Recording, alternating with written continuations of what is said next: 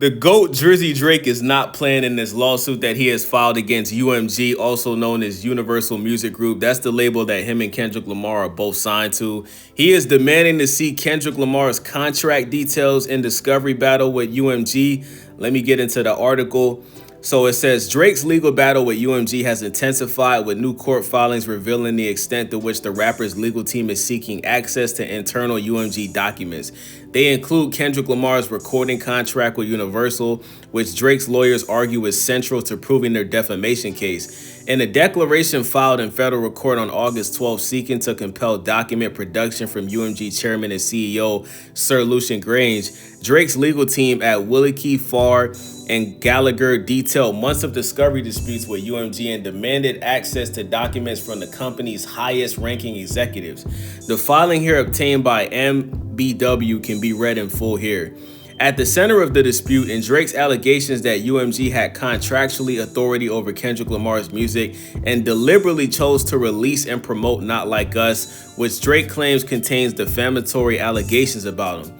According to the court documents, Drake's legal team has been seeking all contracts and agreements between UMG and Kendrick Lamar Duckworth, his agents, or anyone working on his behalf, including all contracts and agreements reflecting your right to approve, reject, refuse to publish, edit, amend, alter, or veto the publication of Kendrick Lamar's Duckworth musical works, music videos, or other content.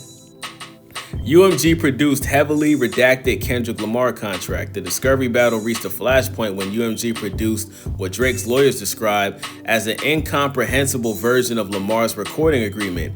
In a July 3rd letter to UMG's counsel, Drake's legal team complained that you produced a heavily redacted version of the Interscope agreement with Kendrick Lamar. The extent of your redactions, which cover the vast majority of the 22-page agreement, render the agreement unreadable and incomprehensible. So his lawyers are basically saying that UMG provided a contract, right, that was pretty much a contract that you can't understand. And they're basically saying that UMG did this on purpose so they can't find the proof that they're looking for. You understand what I'm saying? So Drake's lawyers argued that the redactions are plainly improper, especially because the parties specifically agreed to treat these types of contracts as attorneys' eyes only under the terms of the protective order.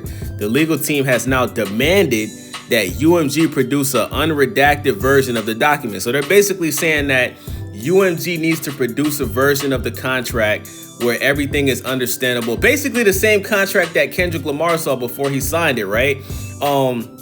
UMG obviously did this on purpose, so they couldn't understand what's in the contract. So now they're pretty much demanding that they show the real contract where everything is understandable. The contract details are crucial to Drake's case because his lawyers allege that UMG executives had the contractual power to prevent the release of Not Like Us, but chose not to exercise that authority. Interestingly, as previously noted, Lamar is not a defendant in Drake's case despite being the author of those allegedly defamatory lyrics. Now, for those that don't know, Drake has stopped songs from coming out in the past that have basically been diss songs towards him, right? We found that out with Pusha T, right? Pusha T came out and said that he had a song, I believe it was a song with Kendrick Lamar, right? And it was supposed to be put out under Def Jam. So when he tried to put the song out, Def Jam, which I believe is under the UMG umbrella, they stopped that song from coming out because obviously, you know, at that time, Drake was their number one guy, right? Drake is pretty much, you know, the face of the record label, right? He's the one selling the most albums. He's the one, you know, having the most number one singles. He's the one that is putting the label on his back. So, you know, Pusha T came out and did an interview before this new Clips album, basically saying that, you know, Drake got UMG to stop him from putting the song out that he had with Kendrick Lamar where he was taking shots at Drake, right? So Drake is pissed off at UMG for not doing the same thing to Kendrick Lamar, you know, because he felt like they shouldn't have agreed to put out the Not Like Us song, right? Because the cover art is Drake's house with fucking pedophile symbols all over the house. And obviously the song ended up being the biggest song of 2024, right? Interestingly, as previously noted, Lamar is not a defendant in Drake's case despite being the author of the allegedly defamatory lyrics. The lawsuit specifically targets Universal Music Group, right to approve, reject, refuse to publish, edit, amend, alter, or veto the publication of Lamar's content. Drake's legal strategy centers on the premise that UMG's highest-ranking executives, including Sir Lucian Grainge'S, John Janik, Interscope, and Monte Avery Littman Republic, were personally involved in approving or promoting content they knew to be defamatory.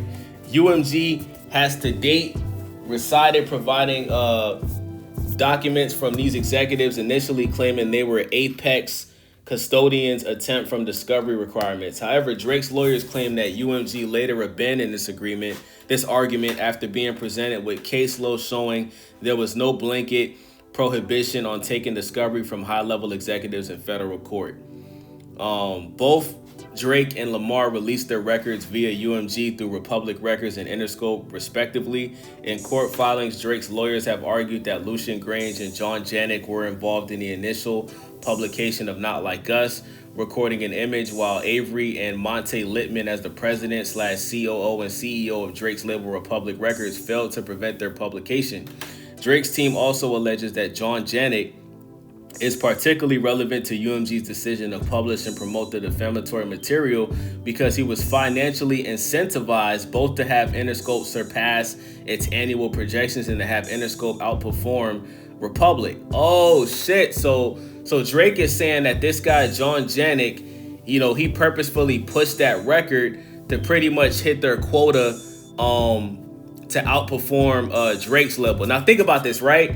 There's two labels, right? You got Interscope, that's the label that Kendrick Lamar is signed to, and you have Republic, that's the label that Drake is signed to.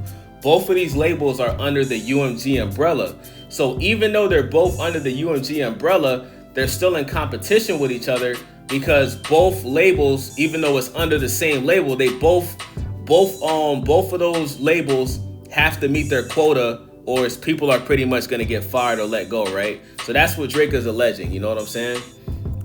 Let me go on and see what it says. Furthermore, Drake's lawyers believe it's relevant to their case that Sir Lucian Grainge'S was present at the 2025 Grammy Awards when Lamar's song won Record of the Year, captured on video celebrating Lamar's wins. Wow, so Sir Lucian Grainge'S, who pretty much runs Universal Music Group, he was at the 2025 Grammy Awards, twerking and booty shaking when Kendrick Lamar won the Record of the Year for Not Like Us. Also, you guys got to also keep in mind that Drake believes that they heavily pushed Not Like Us because at that time, Drake was in negotiations to re-up on his deal for UMG, right?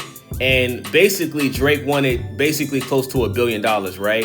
The deal before, he signed a deal for $500 million. It was I think it was close to $500 million that he signed for.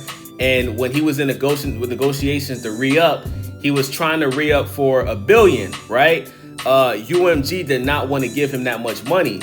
So, I think everybody would agree that Drake participating in this rap beef with Kendrick Lamar, it has hurt it is definitely tarnished. I'm not going to say it tarnished his legacy, but it definitely hurt his value, right? As you guys see, when Drake is putting out songs, they're not automatically going number one on the Hot 100 Billboard charts like they did before, right?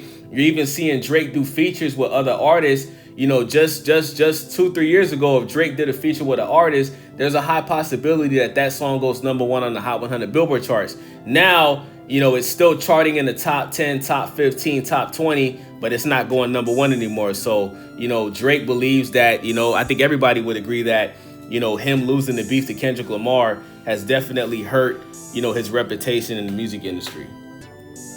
So Drake's lawsuit alleges that UMG was incentivized to devalue Drake's music and brand in order to gain leverage in negotiations for an extension, like I just told you guys, on his contract, connecting this directly to Grainge'S encouragement of competition between UMG record labels. As such, Drake's lawyers are additionally pursuing all documents and communications internal to UMG relating to the renegotiation or anticipation renegotiation of Drake's current contract with UMG, or negotiation of a new contract, including but not limited to documents and a communication discussing UMG's leverage over Drake. The value of Drake's recording catalog, the cost of extending Drake's current contract, the cost of entering into a new contract with Drake. They're also seeking all documents and communications relating to the negotiations of Kendrick Lamar's Duckworth's current contract with UMG for the period from January 1st, 2003 to May 4th, 2024. The lawsuit represents the latest escalation in what began as Drake's petition against UMG and Spotify in November 2024, which he later withdrew. Instead, he filed this defamation suit in January 2025.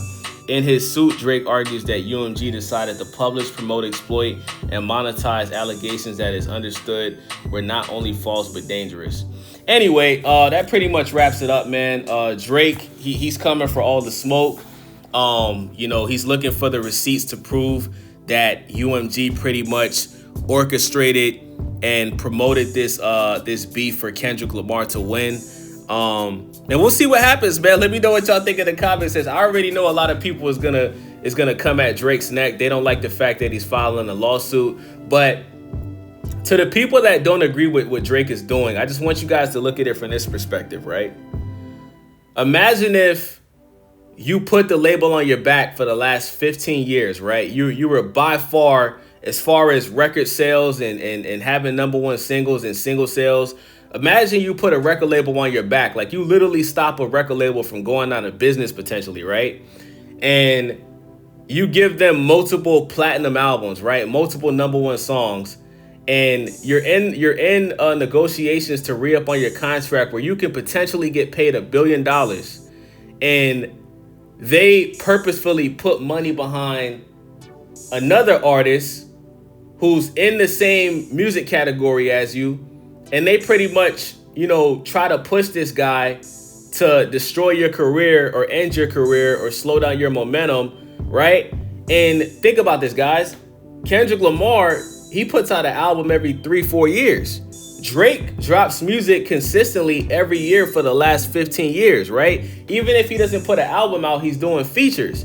So yeah, Drake feels like he was screwed. And I totally get why he's doing what he's doing.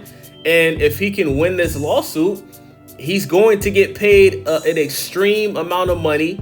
And this move can, imagine if Drake wins this lawsuit, he cashes out, and then he becomes independent. That can seriously put a dent inside of the music industry, bro. So let me know what you guys think about this. It's your boy Wavy, stay Wavy TV. Make sure y'all subscribe, thumbs up the video. Most importantly, leave a comment. Thank you guys for watching. I'm out.